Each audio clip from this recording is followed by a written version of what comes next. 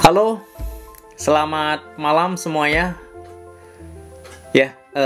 Gue ucapin selamat malam kepada kalian semua karena gue ambil video ini di malam hari, yaitu jam 9 malam waktu Jepang.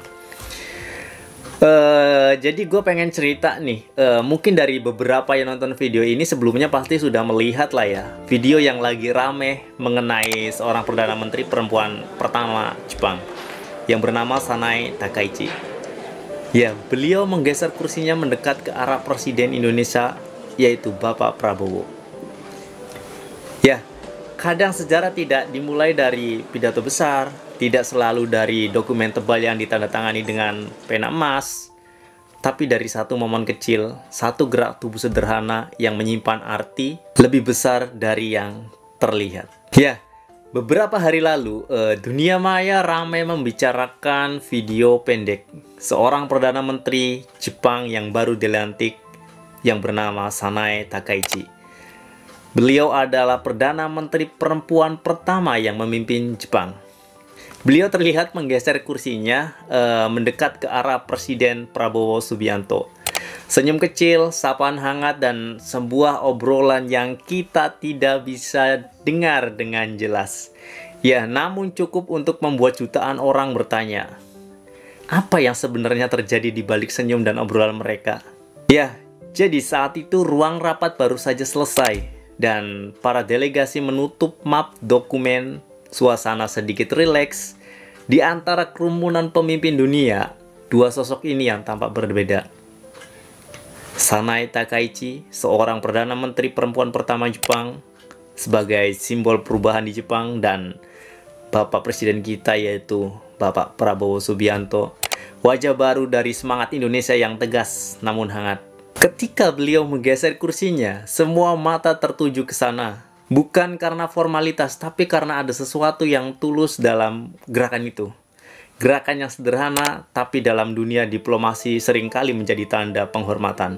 Atau bahkan sinyal awal dari hubungan yang lebih hangat antar dua negara. Banyak yang mungkin berpikir itu sekedar momen spontan. Tapi bagi sebagian orang, terutama bagi kita yang melihat hubungan Indonesia dan Jepang dari dekat, itu bisa berarti sesuatu yang jauh lebih besar. Ya, Jepang hari ini sedang menghadapi kenyataan pahit. Penduduknya menua, angka kelahiran terus turun, dan kebutuhan tenaga kerja semakin mendesak setiap tahun. Sementara sebaliknya, Indonesia, negeri yang begitu muda, punya generasi yang siap bekerja, siap belajar, dan siap berkontribusi.